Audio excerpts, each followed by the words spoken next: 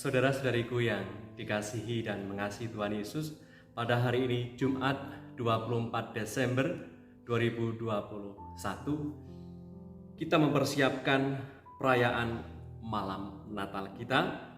Kita akan siapkan dengan membaca sabda Tuhan dari Injil Suci menurut Lukas bab 2 ayat 1 sampai 14. Mari kita siapkan hati kita untuk mendengarkan sabdanya.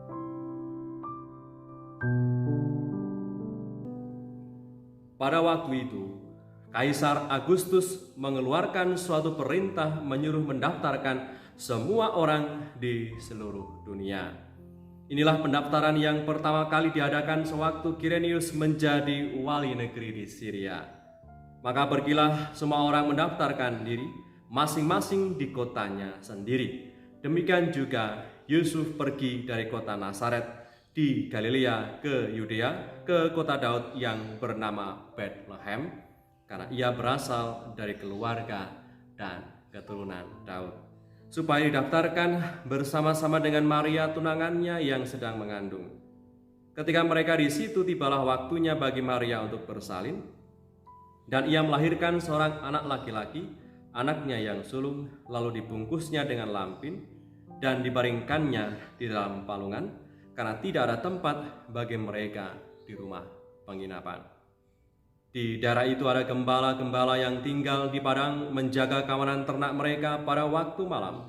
Tiba-tiba berdirilah seorang malaikat Tuhan di dekat mereka, dan kemuliaan Tuhan bersinar meliputi mereka, dan mereka sangat ketakutan. Lalu kata malaikat itu kepada mereka, "Jangan takut, sebab sesungguhnya Aku memberitakan kepadamu kesukaan besar untuk seluruh bangsa. Hari ini telah lahir bagimu juru selamat, yaitu Kristus Tuhan di kota Daud. Dan inilah tandanya bagimu, kamu akan menjumpai seorang bayi dibungkus dengan lampin dan terbaring di dalam palungan." Dan tiba-tiba tampaklah bersama-sama dengan malaikat itu sejumlah besar bala tentara surga yang memuji Allah, katanya, "Kemuliaan bagi Allah di tempat yang maha tinggi, dan damai sejahtera di bumi di antara manusia yang berkenan padanya." Demikianlah sabda Tuhan. Terpujilah Kristus.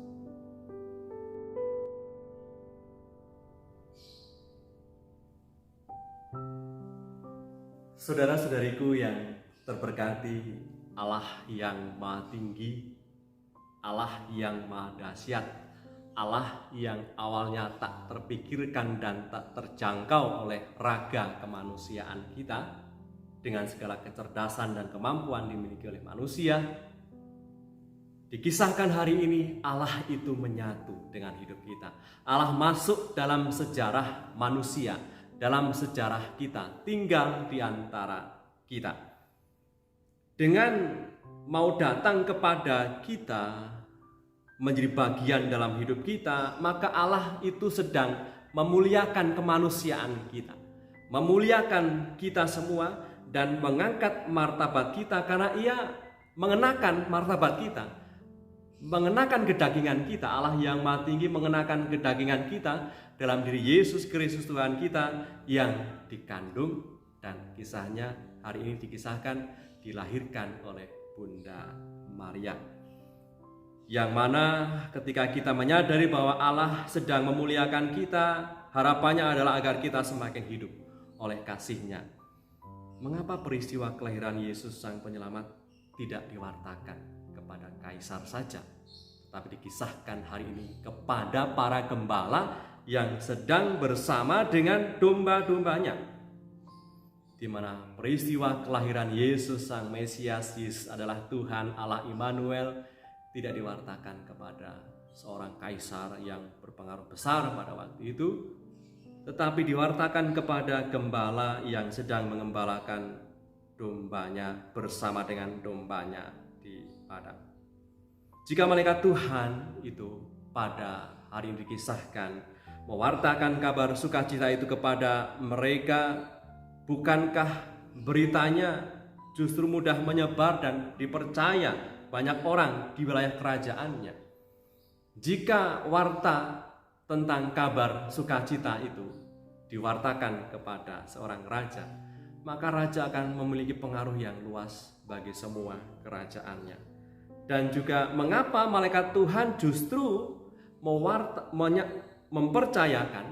mempercayakan warta sukacita itu kepada gembala di padang, jauh dari keramaian, dan gembala pada saat itu adalah kelompok orang yang saat itu adalah digolongkan sebagai kelompok yang dipinggirkan, tidak diperhitungkan sama sekali. Nah, disinilah saudara-saudariku poin pentingnya, bahwa Tuhan Yesus Kristus, Sang Juru Selamat dunia, hadir dalam kesederhanaan palungan, jauh dari glamor kekayaan, glamor kenamaan, jauh dari pujian dan sanjungan banyak orang yang datang kepada Maria dan Yusuf.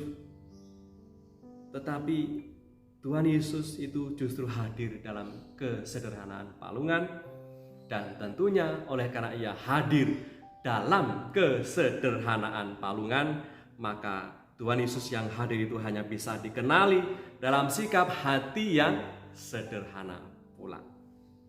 Maka hadirnya Yesus dalam kesederhanaan palungan juga hendaknya merobohkan tembok kesombongan kita. Orang yang mudah merasa puas dengan kekayaan materi, kuasa, jabatan, merasa nyaman dengan kepemilikannya.